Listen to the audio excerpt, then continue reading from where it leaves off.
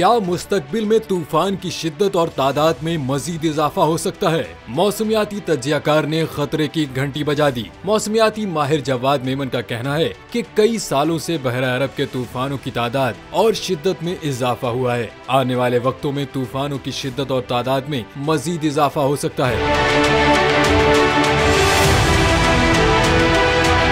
जवाद मेमन ने कहा कि मौजूदा तूफान के दौरान सतह समंदर का दर्ज हरारत मामूल से ज्यादा रहा है। मौजूदा समंदरी तूफान ने इब्तिदाई मरहले में ही शिद्दत पकड़ ली थी। जवाद मेमन के मुताबिक 5 से 6 सालों से बहरा अरब शदीद मुतहरिक होता जा रहा है। इसी साल 5 ट्रॉपिकल सिस्टम भी बहरा अरब में बने। आने वाले वक्तों में तूफानों की शिद्दत और तादाद में इजाफा हो सकता है। मौसमियाती तज्जियाकार के मुताबिक सतह समंदर का दर्ज हरारत 30 से 32 दर्ज हरारत मामूल से ज्यादा है।